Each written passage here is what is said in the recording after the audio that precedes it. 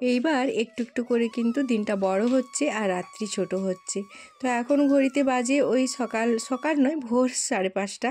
তো ভোর 5:30টার সময়, অন্যান্য সময় তো বেশ ঘুটঘুটে অন্ধকার থাকে, কিন্তু আজকে দেখছি 5:30টার সময় কিন্তু হালকা ফাঁকা হয়ে গেছে।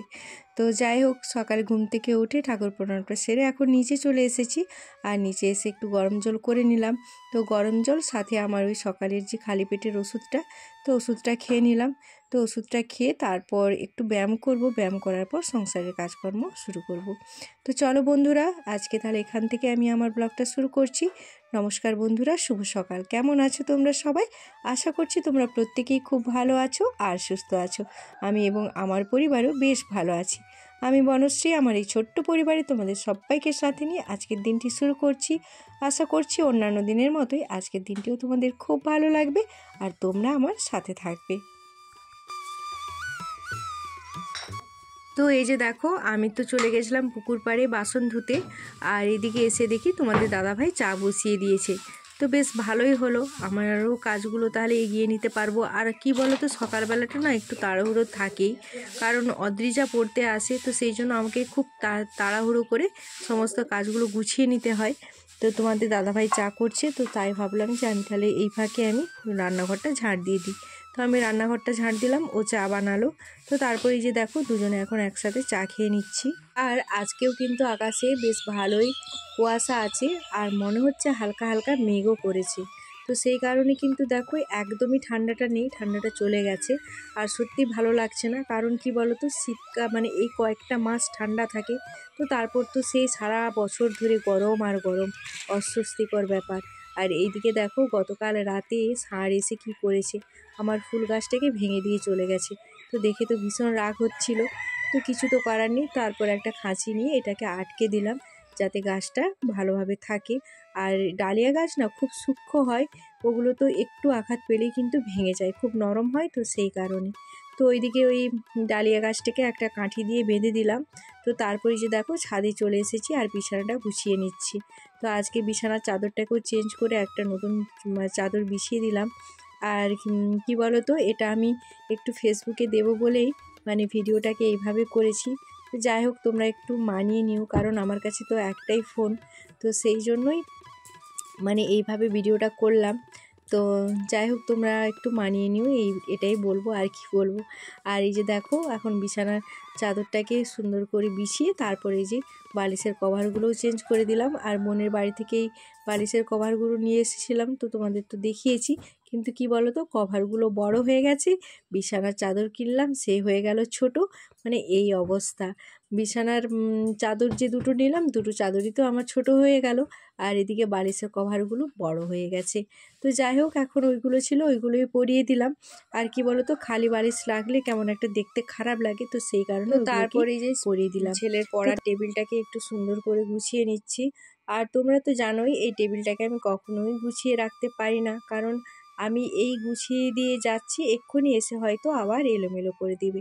তো সেই কারণে কিন্তু এই টেবিলটাকে আমি কখনোই মানে সুন্দর করে যে গুছিয়ে রাখবো, এই যে আমার ড্রেসিং টেবিলটাকে একটু সুন্দর করে গুছিয়ে নিলাম।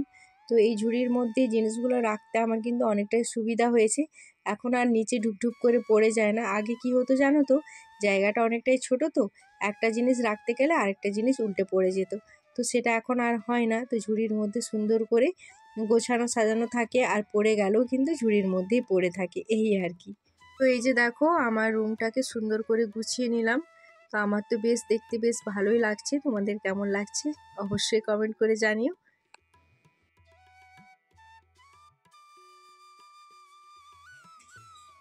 তারপর দেখো, একেবারে স্নান পুজো সেরে চলে এসেছি, আর ওইদিকে কিন্তু আমি ভাতটাও বসিয়ে দিয়েছি।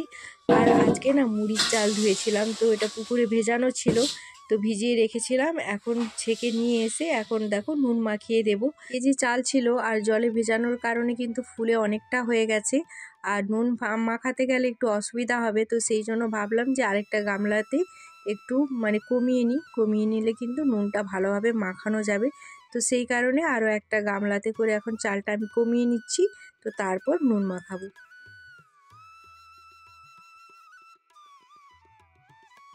আর আকাশে কিন্তু হালকা হালকা মেঘও দেখা যাচ্ছে। তো তোমাদের দাদাভাই যে দেখেছে আমি মুড়ির চাল ধুয়েছি, তো আমাকে একটু বকছে যে এই কদিন ধরে রোদ গেল তখন মুড়ির চাল ধোয়া হলো না, এখন মেঘ করতে তুমি মুড়ির চাল ধুচ্ছ। আসলে কি বলো তো, আমি ভেবেছিলাম যে বেলার দিক করে হয়তো ফাঁকা হবে, তো কারণ গতকালও কিন্তু বেশ ভালোই কুয়াশা হয়েছিল, কিন্তু বেলার দিক করে বেশ ভালো রোদও বেরিয়েছিল। তো সেটা ভেবেই কিন্তু মানে মুড়ির চালটা ভিজিয়ে দিলাম। তো কিছু তো করার নেই, দেখা যাক কী হয়। তো আজকে তো আর রোদে দেবো না, কালকে দেবো। তো কালকের দিনে কীরকম কী ওয়েদারটা থাকে এখন থেকে তো বুঝতে পারছি না, তো দেখা যাক কী হয়।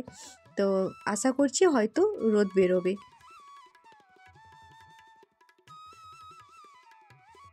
তো অদ্রিজাকে পড়াতে পড়াতেই সবজিগুলো কেটে রেখে দিয়েছিলাম। আর কি বলো তো, পড়াতে পড়াতে সবজিগুলো কেটে রেখে দিলে আমার কিন্তু কাজটা অনেকটা এগিয়ে যায়।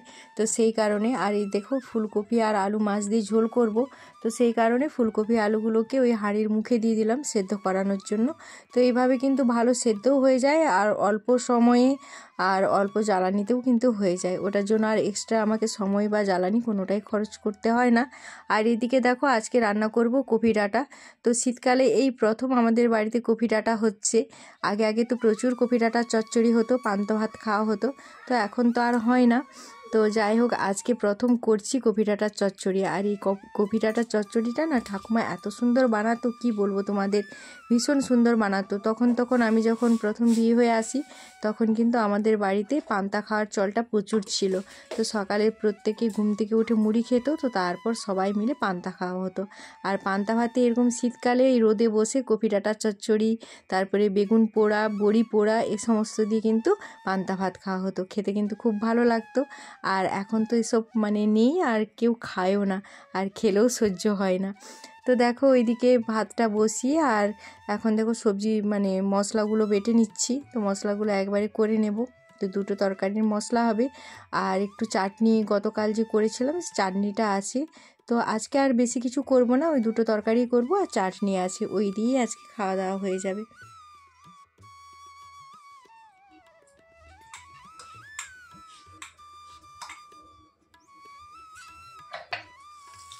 তো এই যে দেখো কপি ডাঁটার চচ্চড়িটা বসাবো, তো তার জন্য একটু পেঁয়াজ আর পাঁচফোড়ন করে সম্বার দিলাম। তো তারপরে গিয়ে সমস্ত সবজিগুলো এক এক করে তুলে দেবো। আর কি বলতো, এই কপি ডাঁটার চচ্চড়ি বা যে কোনো ডাঁটার চচ্চড়ি করলে কিন্তু সবজিগুলোকে ভালো করে কষাতে হয়। আর সবজি যদি ভালো করে কষানো না হয় তাহলে কিন্তু তরকারি সেইভাবে স্বাদ হয় না।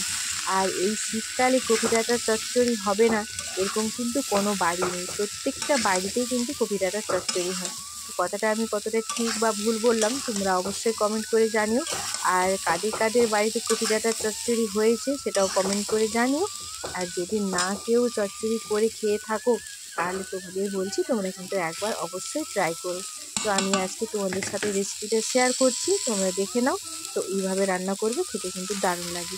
আর ওইদিকে দেখো ফুলকপিগুলো না আমার মানে ভীষণভাবে সেদ্ধ হয়ে গেছে, অনেকটাই বেশি। তো সেই কারণে কিন্তু মানে ফুলকপিগুলো একটু মানে হয়ে গেছে, নরম হয়ে গেছে আর ভেঙে ভেঙে গেছে। তো এখন দেখো একটু লবণ আর হলুদ দিয়ে ঢাকা দিয়ে দেবো। তো তারপর ভালো করে কষিয়ে তারপর মশলাটা দিয়ে রান্নাটা করব।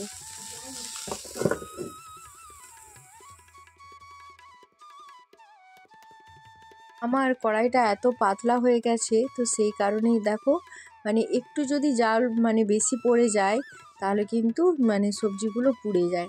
তো এই যে দেখো একটু জ্বালনটা বেশি দিয়ে দেওয়া হয়েছিল, তো সেই জন্য একটু তলার দিকটা পুড়ে গেছে। তো এখন এই যে ভালোভাবে ভাজা করে সবজিগুলোকে এখন আমি মশলাটা দিয়ে দিলাম। তো মশলাটাতে দিয়েছিলাম আদা আর জিরা আর পেঁয়াজ রসুন, আর তার সাথে অল্প একটু সরষা। তো সমস্ত মশলাগুলোকে একসাথে বেটে নিয়েছিলাম, আর তার সাথে দিয়েছিলাম দুটো শুকনো লঙ্কা। তো এই দিয়ে মশলাটা বেটেছিলাম। তো মশলাটাকে একটু সবজির সাথে ভালোভাবে কষিয়ে তারপর জল দিয়ে দেবো।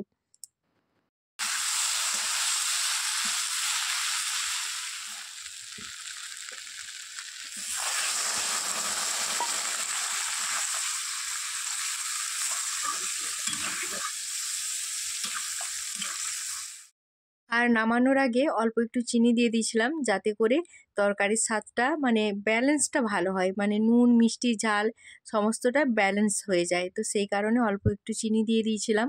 আর এরকম চচ্চড়িগুলোতে একটু মিষ্টি না দিলে কিন্তু খেতে ভালো লাগে না। তো সেই কারণে একটু চিনি দিয়ে দিয়েছিলাম।